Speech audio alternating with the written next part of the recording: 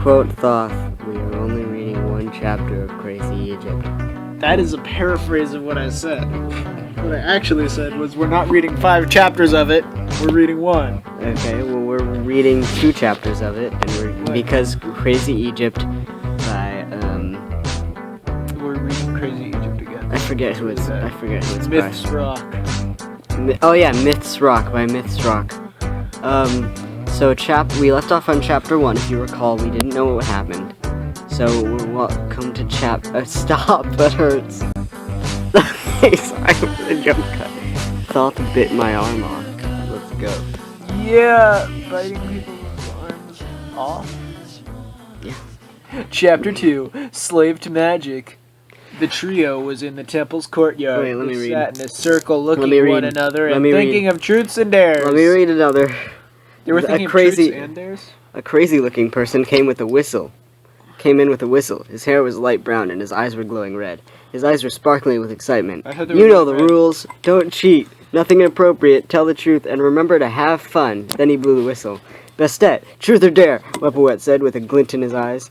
I choose, dare. Bastet replied, thinking wisely. I dare you and Anubis to start fighting. Wepawet started laughing because he knew it was going to be funny. Who's Wepawet again? He's the war deity. Wardy. I swear to God. No, dude, you know what's really funny is it just like, start fighting. Okay, what do you want us to fight about? I don't know. Wepawet then mentioned the crazy-looking guy over and whispered something in his ear. Motioned the crazy-looking guy over and whispered something in the ear. The crazy-looking guy smiled at him what he heard, then he snapped his fingers and hollered.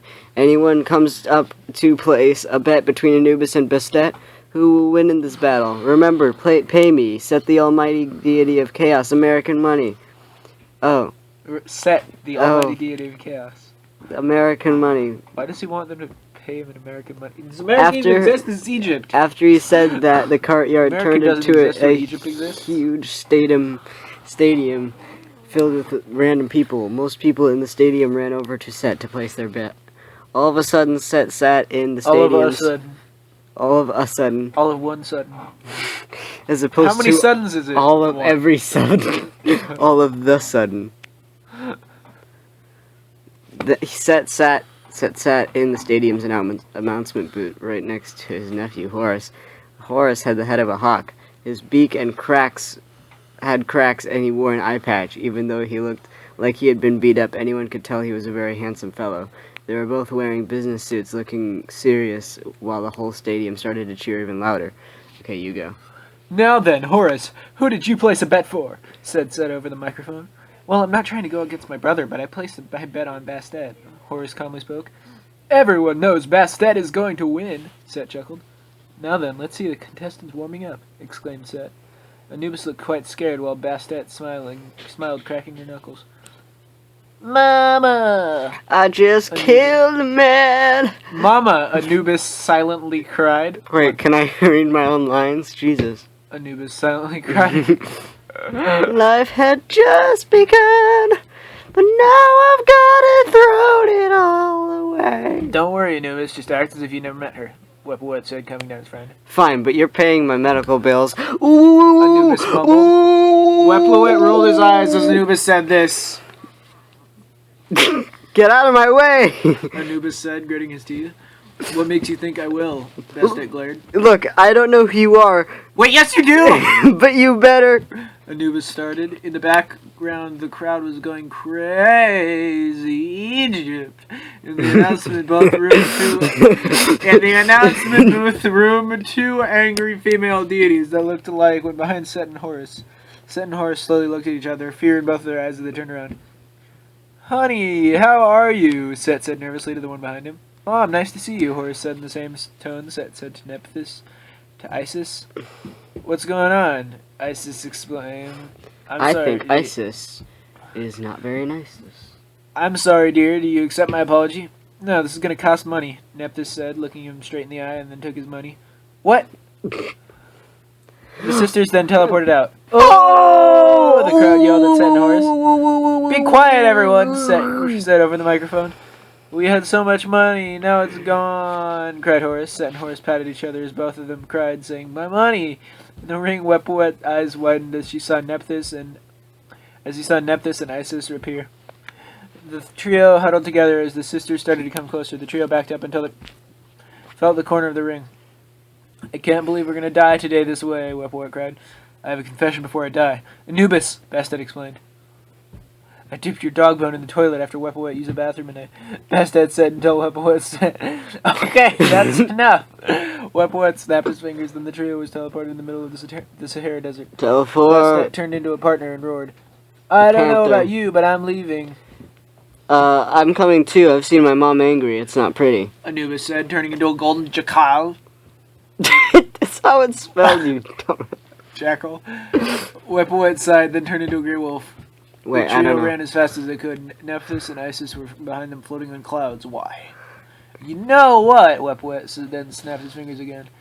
This time they were in the forest area of Egypt. The trio was a cave filled with bushes. At the mouth of the cave you could see the most beautiful full moon you've ever seen. Serenity which just mesmerized you. The trio gawked at everything, taking the view. They jumped back when Nephthys and Isis teleported here. "Why were Anubis and Bastet fighting, Wepawet?" Nephthys asked, looking at the half-scared-to-death wolf-headed deity. We were playing Truth or Dare, immortal style," Wepawet replied, looking down. Isis motioned Nephthys to come over to her. They huddled together, whispering something to each other. Isis then said to Bastet, "You are the Pharaoh's daughter, so we can't hurt you. Anubis is my nephew, but Nephthys and I can hurt Wepawet. Let's make a deal. Either we put all you in a dungeon for all of your immortal life, or we can make Wepawet our slave for the summer. I don't know. Trap you forever?" This is one of those fan fictions where this is one of those stories where they just tell, like, what? They just say, like, outright, insert exposition into dialogue, but it's, like, clunky and doesn't make any sense.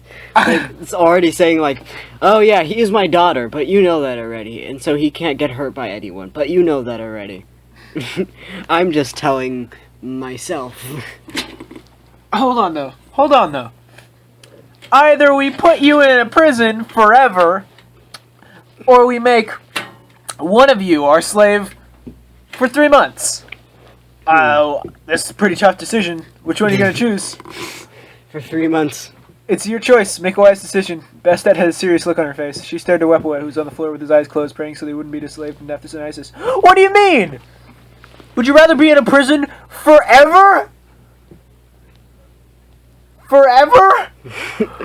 Or would you be a slave for 3 months?" Keep go. "I choose Wepawet for your slave."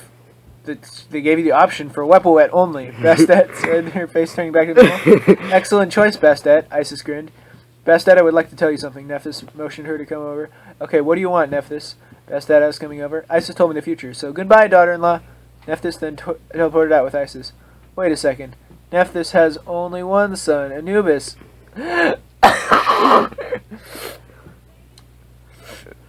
Bastet then felt something go over her throat. She quickly ran out of the cave to vomit. "What did Nephthys say that made you want to vomit?" Wepawet asked in curiosity. "Nope, I don't ever want to think of those vile words," Bastet replied, shivering. "You're like a little sister to me. Are you sure you don't want to tell me?" Wepawet asked. Bastet nodded. "By the way, why did you choose me to be a slave to the summer? I treated you like a sister, but this is how you treat..."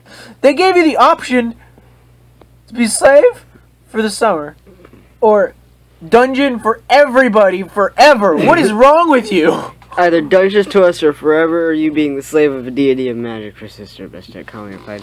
Wepawet still cried because. All right, we're done. No, we're not done. I'm not One more. I'm doing one more leaving. chapter. I'm leaving. No, you're not. I'm leaving. No, you're not. We're doing one more. I'm going. We're doing one more. Chapter 3. Sleep. No. Hey, that's something that we're doing right now. It's called sleep as well. For some reason, the trio felt tired. Bastet yawned all of a sudden. Then Wepawet started to turn into a gray wolf and howl. "Great, just great. Bastet is tired and Wepawet is a gray wolf because it's a full moon," Anubis mumbled. "Well, you don't have to take Wepawet because he doesn't have overprotective sisters and father," Bastet yawned. "True. Same," Anubis said. Anubis and Bastet then teleported out. After Anubis and Bastet left, Wepawet turned back to normal. Time to see what Nephthys said to Bastet. But first, I need Ptah. Hold on. First, I need to see I'm sorry. I can't. Okay. Wepawet thought in a snap of his fingers. He was in Ra's temple. He silently walked over to a room that had inventions and gadgets. He silently walked into a room. Eventually, Wepawet found a deity that was working on a weapon for war. Hi, Ptah, how's it going? Also, how's Sekhmet? Wepawet asked in a politely way. She's fine. So did you come for the powder that makes you come in people's minds when they were asleep? I'm sorry, that sounded terrible. Ptah replied calmly. Yes, how did you know? Wepawet exclaimed. Isis told me you were going to come in, so she told to come, so she said give it to you, Ptah replied simply. Wepawet looked as if he himself had said the dumbest thing on earth when he snapped his finger. That's it, he mumbled, finally understanding what Ptah said. Ptah left the room and came back with a bag filled with purple powder that was shining and that smelled of poison. He then rapidly put it in Wepawet's hands. Wepawet hands. Dude, I went to the store. I went to the store and they didn't have any Wepawet hands. After he did that, Ptah ran behind the shield, a shield made of gold. Well, at least it didn't destroy my room like last time, Ptah waved off. Wait, what? Are you telling me that it might kill me and the person who I'm using it on? Wepawet yelled in panic. No, only you, Ptah said calmly. Wepawet calmed down too, since he knows how to use it and that he did it before. Well, thank you, Wepawet said. After Wepawet left the room, he teleported to the underworld. He met Isis immediately after he teleported there. Why are you here, Wepawet? Isis asked. I came to see Anubis, Wepawet said truthfully. Fine, you may see him, Isis said, rolling her eyes. Fine, you may see him. Wepawet saw Anubis playing with the underworld's devourer. You play with an animal that eats hearts, and yet you're scared of Bastet? Wepawet asked, confused. What do you want, Wepawet? Anubis said. Want to go into someone's mind as they sleep? Wepawet grinned. Of course, Anubis said, high-fiving. Anubis said, high-fiving Wepawet. They teleported in front of Bastet's door. You didn't tell me you were going into Bastet's mind. Yes, I did. I told you someone. I did kind of tell you. I mean, it's not really unclear. It's not Anubis whispered scream. Wait, didn't that happen in the last one too? Anubis whispered scream. Well, I think that's the author's gimmick. They whisper, but they scream, so they sound like. Wepawet his eyes. Then opened the door. He put a little bit of powder on Bastet, and they were sucked into the portal. They landed painfully on a tree trunk.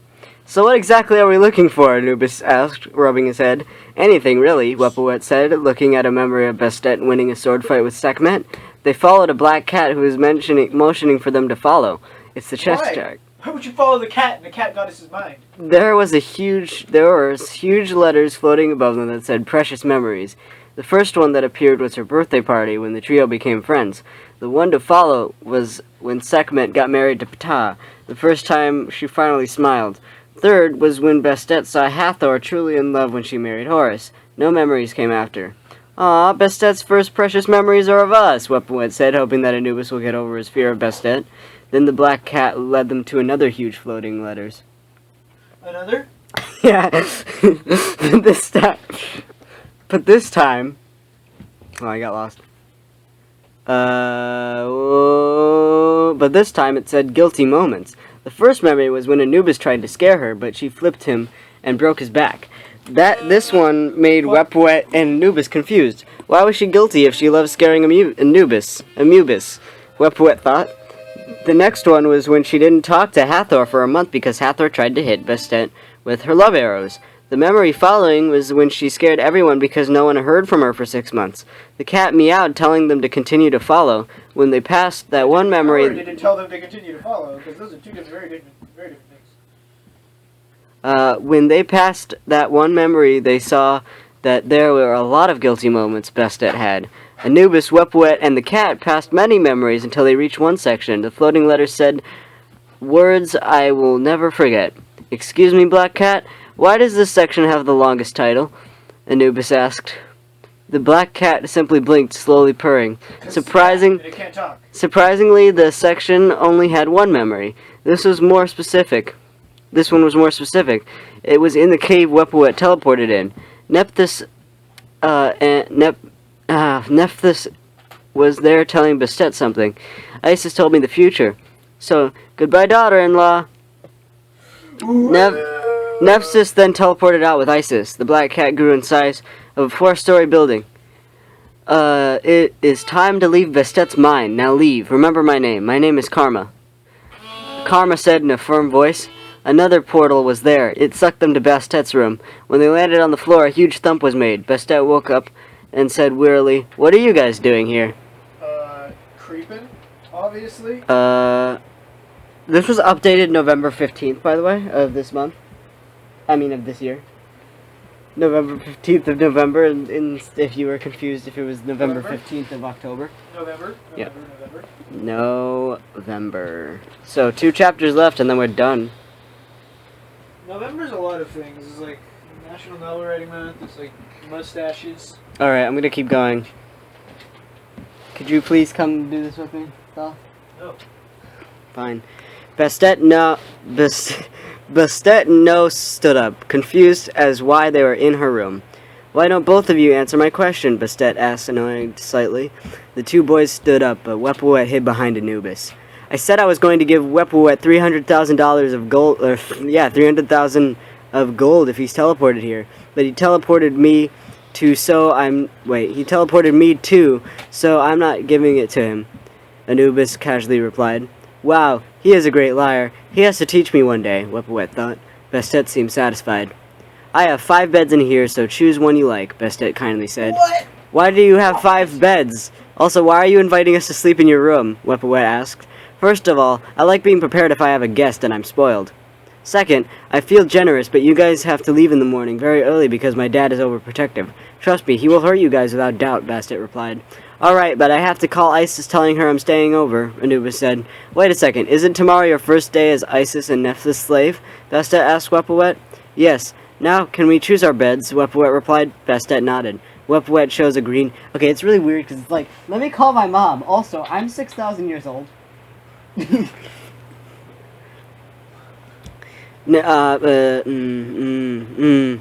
Wepawet chose a green king-size bed with an earthy look. Anubis chose a black, gold, and light blue king-size bed that had a mattress with back support. In the underworld, Isis saw everything from her crystal ball. She grinned, forming a plan. In the morning, before the sun was up, Bastet woke up. If they leave the temple at sunrise, Dad is going to see them, Bastet thought. But she went up to Wepawet, then slapped him. He immediately rose, rubbing his cheek. Wake up, it's time to leave. Fix the bed so no one gets suspicious. I'll wake up Anubis. Bastet whispered, screamed. Why is that a thing? Wepawet then nodded. Oh, I think whispered screamed is, wake up, it's time to leave. Fix the bed so no one gets suspicious. I'll wake up Anubis. That hurts my throat. Wepawet then nodded.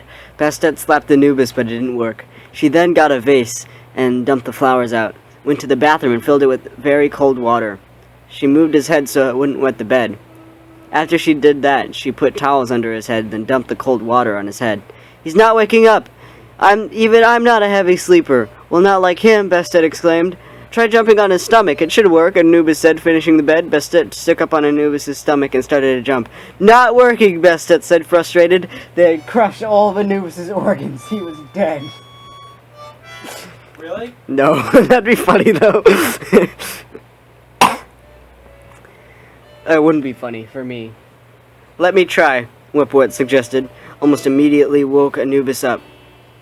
Bastet got off angry since he wouldn't wake up sooner. For some reason, Bastet felt like a feather. Felt light like a feather, Anubis said wearily.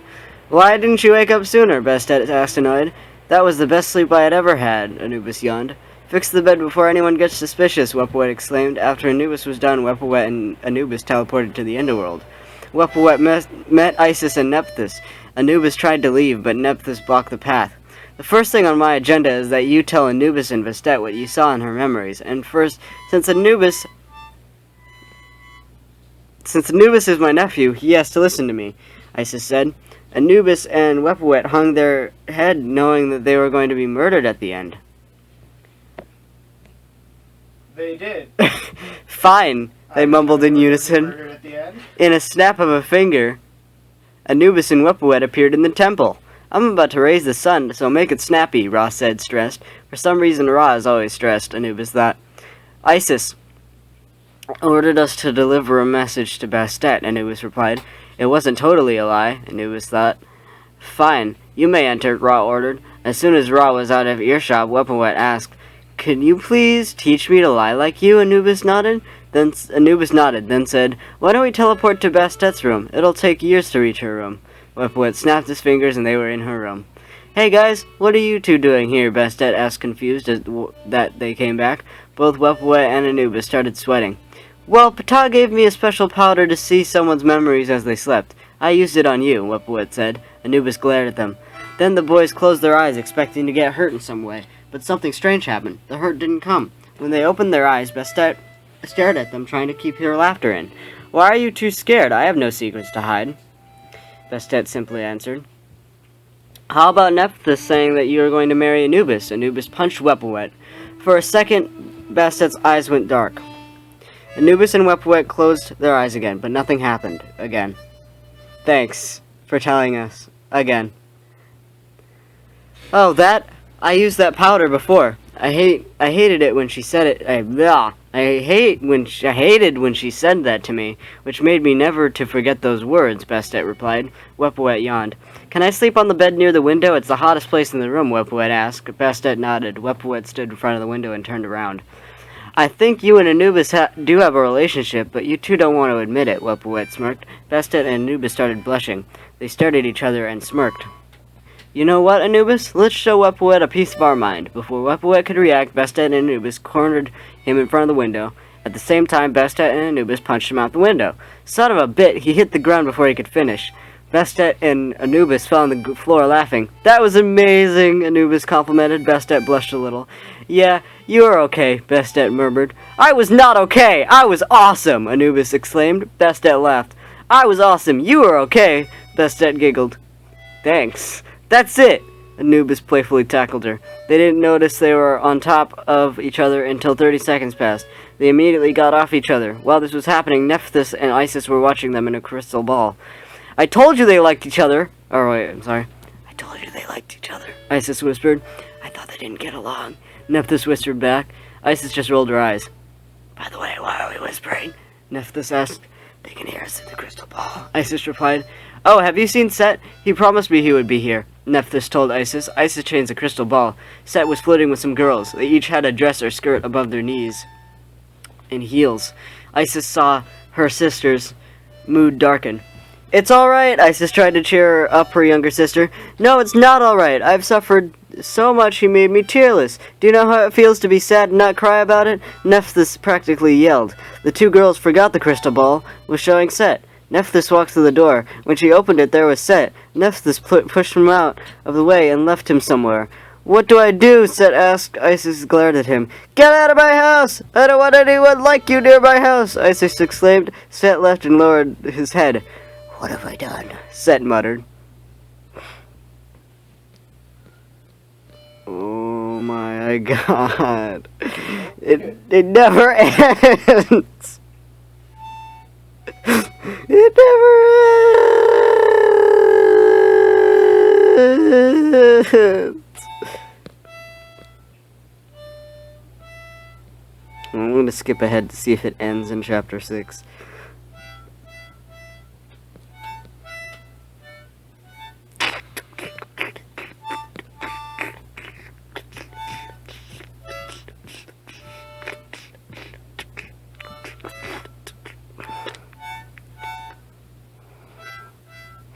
Oh, hey Thoth. Thoth, you're in this now. Oh, yes! I'm getting up there. Sorry, I was just teaching myself harmonica. How do you play harmonica like that? Tongue. It's all in the tongue. It's weird. I don't like it. Well, but I'm not used to it yet. But I'm getting used to it. Alright. Like lightning on my feet. Okay. Pyramids. Chapter 5. The trio were back at playing Truth or Dare. The trio were back to normal, except for Wepawet, who was in the body cast. The trio, Set was there too. The trio, Set, he seemed depressed. No, sorry. Set was there too, but he seemed depressed. We have 4 new players, Set said in Motionless Tone. They are. No. We have 4 new players. We have 4 new players, Set said in Motionless Tone. They are Hathor, Sekhmet, Horus, and Ptah. Set finished. Everyone sat in a circle. Next to Wepawet was Sekhmet. Truth or dare, Wepawet? Sekhmet asked. Dare, Wepawet replied. Sekhmet smirked, showing her fangs. I dare you to catch this grenade! Before Wepawet Wait. Whoa. Go. Before Wepawet could react, Sekhmet threw him a grenade. Wepawet caught it, but it slipped out of his hands. What's wrong with this grenade? It's strangely slippery, Wepawet cried. No, dude, it's just like... whoop. Anubis facepalmed. Here, let me see it. Sometimes you're such a baby. Oh, wait, that's you. Sometimes you're such a baby. Anubis mumbled. Mumbled! Wepawet threw the grenade at Anubis. Anubis tried to catch it, but it was so slippery. Bastet smirked and shook her head.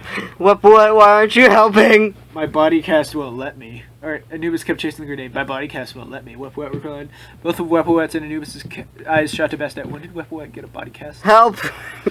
They both yelled. I'm not an idiot. Everyone knows not to mess with Sekhmet, Bastet said calmly.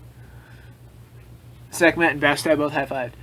So how's your son, Mahas? I've heard he once became the Prince of Egypt, Bastet asked Sekhmet. Bastet! Wepawet and Anubis said in unison. Fine! Bastet scoffed. She grabbed the grenade and it didn't slip. Both Wepawet and Anubis were shocked. In a second, Bastet threw it to the ground, but it didn't explode. Instead, someone catches it. What? It was a girl with a long golden braided hair. She had beautiful amber eyes. Mafdet! Bastet growled under her breath. Bastet, how lovely it is to meet you here. This person has Mafdet extended knowledge. sarcastically commented. Bastet felt her hands turn into a fist. Bastet, calm down. You know she won't do anything to you. Hathor put a reassuring hand on Bastet's shoulder. Oh, sure. Are you going to do what your older sister says, or are you going to make your own choices? Ever since you were born, everyone were like your servants. Your real friends are only your friends because they want to be on Ra's good side. Mafdet spat! Bastet shut her eyes tightly and golden tears fell from her eyes. Were they limpid? What is happening? Hathor and Sekhmet ran towards her and comforted her. What's wrong with you? Wepawet growled. Nothing. It was all Bastet's fault, don't you agree? After her birth, all the feline-headed deities were outshined by her. Well, except for Sekhmet, Mafdet replied. Horus and Ptah frowned. Why are you such a racist? They both asked. No, just kidding.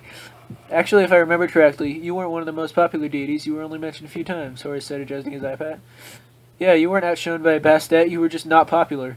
The other feline deities weren't popular either. Actually, Bastet gives them a lot of credit. If it wasn't for Bastet, most female deities would be unknown, Horus continued, showing an odd amount of knowledge. Ptah nodded. Mafdet turned around swiftly. Wait, aren't you the goddess of execution? Anubis asked. Mafdet blushed a little and looked at her feet, twirling her hair. Yeah, she said shyly. Wepawet noticed Bastet snarl. Hey, Mafdet, what happened with you and Thoth? Whoa! That's me! Wepawet tilted his head a little. Mafdet snapped out of it and straightened up. He, broke up with me to be with Ma'at. Mafdet looked broken. Bastet quickly motioned Wepawet to follow her.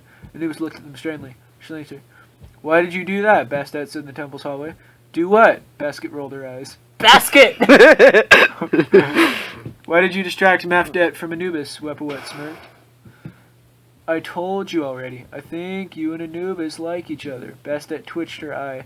In a split second. Who's talking? Who's talking? You have to say who talks if you're going to say, like, Wepawet smirked, even though it obviously wasn't Wepawet talking. I think you and Anubis like each other. Bastet twitched in her eye. In a split second, Bastet grabbed Wepawet's neck and choked him. If you tell anyone, I'll kill you, Bastet growled. Wepawet gulped and nodded, but he stopped for a moment and froze. Wait, so you're admitting that you like Anubis? Wepawet asked. Bastet took a deep breath and nodded. Someone is going to die! Wepawet practically squealed. Out of nowhere, Wepawet took out a sign saying, Bastet and Anubis forever. Basket face giggled and facepalmed. You are such a fangirl, Bastet commented. Wepawet gave her a lopsided smile. No, you mean fanboy, because fangirl would be weird. Wepawet laughed, despite the fact that was not funny. in any way at all? In the closest approximation? Keep going. Yeah, thanks, bro. Thanks, bro. Thanks, bro. Yeah, no thanks, homo. bro. No homo. No homo, bro. No yeah, homo, thanks, bro. Bastet replied. No, bro. No bromo. No For homo, what? bro. Weppawet said.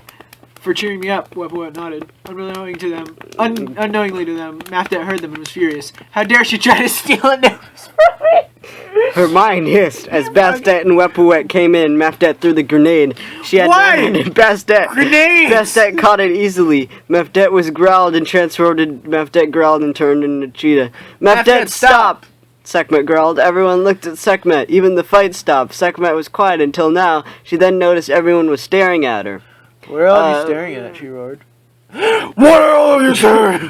She roared. The fight then continued. Bastet turned into a king cheetah. Oh wow, a king cheetah. How corny is that? Mafdet angrily replied. Mafdet pounced on Bastet, making her drop the grenade. Anubis caught it, but it slipped out of his hands. Weppawet, fetch! Anubis cried out. Almost immediately, Weppawet was transformed into a silver wolf and caught it in his mouth. Weppawet's tail wagged until it tasted the grenade. Weppawet spit the grenade out. Yuck, it tastes like wine, Weppawet said. Bastet quickly caught it and ran it with it. Oh no, you don't, Mafdet mumbled. Then Mafdet followed Bastet. Ah, we have to run, Weppawet whined. Anubis face palmed. You are the deity of opening the way, which means that you can transport us anywhere you want. Other deities have to know where to go, but you don't, Anubis answered. Weppawet smiled and they transported out. Because he already knew all this. They saw Mafdet and Bastet chasing each other. Bastet still had the grenade in her mouth. Which one's Bastet? Weppawet asked. Anubis face palmed. Wow, Anubis. His face is like raw now. No, Bastet isn't the cheetah. I don't know. How do you facepalm? I don't. That's the thing. No, Bastet isn't the cheetah with the dark stripes. Anubis sarcastically remarked. I wonder why she even likes you, Weppawet mumbled. Anubis froze and his eyes widened. Bitch. She does? Anubis grinned. Weppawet laughed loudly as he saw Anubis's tail wag. Ah, snap, you love Bastet, Weppawet squealed. Both Anubis and Weppawet were distracted when they heard Mafdet scream. Bastet was about to strike Mafdet until the lioness came up to Bastet. Bastet, I will take care of Mafdet, she spoke in a wise voice. Her voice is wise, but her eyes are scared and confused. The lioness pounced on Mafdet. Her voice was wise? Yes. That must have been why the previous sentence says she spoke in a wise voice. Yeah. They disappeared. Weppawet and Anubis rushed to Bastet. Are you okay? Anubis asked. The cheetah nodded in bright light. The cheetah transformed into Bastet. Anubis grabbed and hugged her. Weppawet squealed again. The grenade Bastet had her mouth fell on the sandy ground in the Sahara Desert. Everyone was frozen, but they held their breaths. Ooh, for a second there, I thought we were going to become roasted meat for the light. Boom! Before Weppawet could finish, the grenade exploded. Surprisingly, all the sand piled up and made it a pyramid shape. Two Egyptians on camels froze. Did you see everything? Bastet asked. They nodded slowly. Well, we are Egyptian deities, and this is a pyramid, so people can get pharaohs mummified, Anubis explained. And it's in the shape so the dead pharaohs can descend to the sky. Descend into the sky!